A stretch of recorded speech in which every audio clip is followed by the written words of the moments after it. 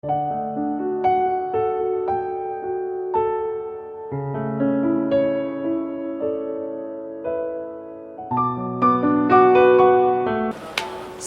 selamat sore. Jumpa lagi dengan CBM Channel Christ Bride Ministry Jakarta, Indonesia dalam acara Renungan Senja. Dengan saya Pendeta Deborah Dumasi Sianipar yang didampingi narasumber kita Evangelis Lydia Inawati. Shalom. Bersama suaminya Bapak Supriyonggo Santoso. Halo.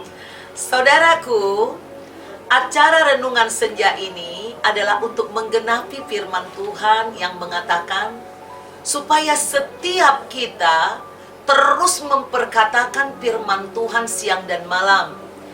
Banyak sekali jemaat gereja ketika ibadah di gereja, khotbah disampaikan, amin, amin, oman, amin, saudaraku. Tapi setelah itu lupa. Karena memang daya ingat manusia itu terbatas, perlu diulang-ulang. Itu sebabnya Tuhan sendiri mengatakan kita harus mengulang-ulang memperkatakan firman Tuhan. Agar makna yang bisa kita resapi lebih dalam, sehingga kita memiliki kekuatan untuk melakukan firman Tuhan. Saudaraku, minggu kemarin, firman yang disampaikan oleh hambanya Ibu Lydia Inawati bersama suami Pak Pri adalah berjudul resolusi dan introspeksi. Ini suatu judul yang sangat kita butuhkan di hari-hari ini. Karena di tahun 2020 banyak sekali kita mengeluh, bukan saja hanya orang Kristen, segala agama, segala suku, dan di seluruh dunia. Kegagalan panen, kegagalan ekonomi, semua hampir banyak masalah yang timbul akibat pandemi virus COVID-19. Saudaraku, untuk itu hambanya akan menjelaskan lebih lagi dalam kepada kita, supaya kita belajar bahwa ada 3 faktor yang menjadi penghambat bagaimana agar hasil 2021 ini bisa kita terima maksimum. Nah, penghambat yang di tahun 2020 ini akan disampaikan dengan jelas dan mantap oleh hambanya. Ibu Lydia, tolong Ibu bagikan lagi kepada kami tentang apa yang Ibu sampaikan kemarin mengenai 3 faktor yang membuat banyak orang gagal. Faktor yang pertama itu adalah sering menengok ke belakang. Sering menengok ke belakang itu membuat kita itu jadi takut, tidak pede gitu, ya Pak ya. Ya, jadi selain nggak pede, jadi seringkali malah Merasa puas. Jadi misalkan di dalam konteks dengan Alkitab itu ada perumpamaan talenta. Ada yang diberi 1 talenta, ada yang diberi 2 talenta, dan diberi 5 talenta. Seharusnya masing-masing itu tidak perlu melihat orang lain. Yang diberi 5 talenta ya usahakan semampu mungkin sehingga dia bisa mendapatkan 5 atau lebih. Nah, kalau yang dia menengok ke sekelilingnya, ke belakang, kanan, kiri, dia akan melihat temannya yang 1 talenta itu kok orang ini kerjanya kok lelet ya, ada kerja keras tapi istilahnya orang sekarang work hard but not work smart. Jadi dianggap wah ini orang ini bodoh, nggak kayak saya. Dia melihat dia udah dapat 2, ini baru dapat setengah. Padahal kalau dari perbandingan yang setengah ini presentasinya lebih banyak dari 2 dibanding 5. Karena dia merasa lebih udah capaiannya secara kuantitatif sudah lebih tinggi, dia akan jadi santai, udah merasa oke lah, saya sudah cukup usaha saya. Padahal Tuhan menghendaki kita lebih, karena kamu diberi talenta ya usahakan sampai kamu dapat 5 atau bahkan 10. Nah, jadi jangan merasa puas diri. Sebaliknya yang 1 dia udah usaha setengah mati, mungkin dari 1 talenta dia sudah dapat 1, tapi merasa loh teman saya kok dapat 2 atau 3. Lalu dia frustasi. Merasa, iya, belum dapat, akhirnya dia berhenti ya Pak ya. Betul, merasa Ah. wah aku udah kerja setengah mati. Males lah gitu. Tuhan nggak fair. Bukan bagianku nih. Iya. Ini saudaraku. Jadi jangan selalu maksudnya lihat ke belakang, lihat orang lain, maksudnya jangan tergantung orang lain, karena tiap-tiap orang saudaraku ada talenta yang berbeda. Pokoknya 1 talenta, 2 talenta, kita mengerti tidak mengerti, terus dengan sukacita mengerjakan, kerja keras, mendapatkan hasil yang maksimal. Itu yang membuat salah satu faktor penghambat hasil tidak maksimum kita dapatkan di tahun 2020. Nah, di tahun yang baru ini saudaraku, ini memang sangat penting. Jadi untuk itu, selain daripada melihat ke belakang, sering melihat ke belakang, kira-kira faktor apa lagi Ibu yang membuat kita tidak maksimum dapat hasilnya? Yang kedua adalah faktor underestimate diri sendiri. Nah, misalnya ada orang yang dilahirkan itu dalam keadaan keluarga yang miskin. Ya, ada juga yang memang kemampuan Cara berpikirnya berpikir itu kurang, atau fisik. fisiknya yang mungkin cacat, ya seperti itu, menganggap udah istilahnya jauh. Kalau orang tuh start itu 0, dia mungkin minus, berpikirnya seperti itu ya Pak.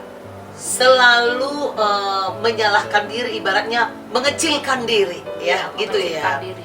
Terus gimana menurut Bapak tentang underestimate ini? Bapak selaku hamba Tuhan yang juga jadi pengusaha pasti pernah mungkin mengalami ini ketika berhadapan dengan pengusaha-pengusaha raksasa misalnya. Apa yang Bapak lakukan ketika datang serangan underestimate ini? Sebetulnya kalau kita tahu siapa Tuhan kita akan tahu Tuhan itu tidak pernah memberikan sesuatu yang sedikit pada orang lain, tapi tidak memberikan kelebihan di tempat lain. Jadi kadang kita merasa otak kita tidak encer, tapi Tuhan memberikan kita seperti bahasa Inggris resilient, jadi ketetapan hati, pantang menyerah. Jadi kalau walaupun kita katakan kurang pandai, kalau kita tekun, kita pantang menyerah seperti kemarin contoh di Alkitab Esau, walaupun dia sudah tidak mendapat bagian berkat, sudah kehabisan berkat, tapi yang akhirnya bilang kalau kamu berusaha kerja keras, semua yang sudah ditentukan untuk akan nasib buruk itu istilahnya kita bisa rubah menjadi berkat yang penuh ya, yang berkat yang penuh. Kadang kita nggak merasa loh kalau ketekunan itu mungkin jauh lebih besar hasilnya daripada kepandaian, karena tadi kalau pandai itu nggak mau kerja, tapi orang tekun pasti berhasil. Pasti. Aduh, luar biasa nih saudaraku. Jadi tidak ada alasan buat kita saudara, aku kurang pandai, aku kurang sempurna, mungkin aku pendek sekali, hitam sekali, atau aku kribo, hitam, atau apalah. Pokoknya fisik pun tidak menjadi penghalang untuk kita mendapatkan hasil yang maksimal. Kecerdasan otak pun tidak menjadi suatu kalau kurang cerdas juga tidak menjadi suatu penghalang. Yang penting tekun. Di sana ada Tuhan yang maha melihat, yang juga sangat suka memberkati orang-orang yang rajin bekerja. Dan itu juga kalau kita ingat ya cerita kelinci lomba lari dengan kura-kura ya kan. Kelinci itu seperti ibaratnya udah diberi talenta banyak ya, karena dia pasti cepat berlari dibandingkan dengan kura-kura yang lambat. Tapi kura-kura yang lambat ini yaitu tadi ya kan, menggunakan maksimal dan terus jalan pantang menyerah gitu ya. Walaupun mungkin sedikit talenta yang dia miliki kembali tadi, tapi endingnya dia jadi menang. Dia terus berjalan dan yang satu talenta ini dia jalankan, justru dia jadi pemenang.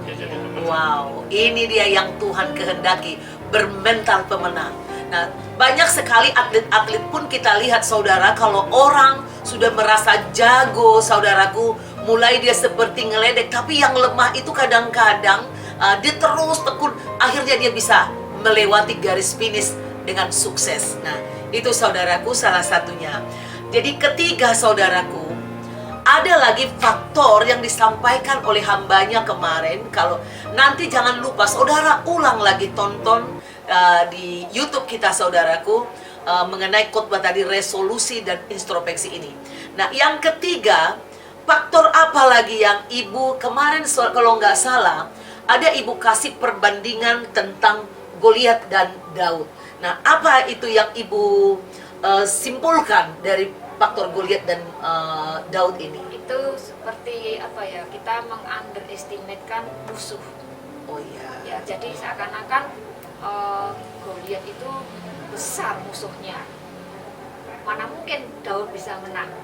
Iya. Apalagi Daud juga nggak pernah masuk jadi itu ya Pak, Sekolah ABRI. Sekolah angkatan laut ya Pak. Angkatan Sekolah, Darat, ABRI, tentara. perang, nggak pernah perang begitu ya. Bahkan pakai baju perang yang berat begitu pun dia canggung jalannya ya kan, malah terus akhirnya dilepas. Ya seperti gitulah. Karena underestimate ini membuat dia kurang waspada gitu ya Iya. Bu ya. Dia merasa kok musuhnya kayak anak kecil malah diketawain. Nah, Kamu ini apa sih? Udah nggak punya tentara lain loh, anak kecil suruh maju. Nah, membuat dia lengah.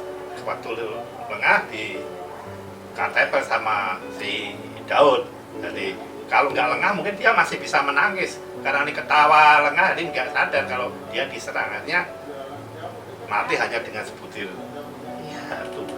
jadi itu saudaraku, kita tidak boleh juga bersantai-santai dengan pintu-pintu kekalahan yang ada di dalam hidup kita.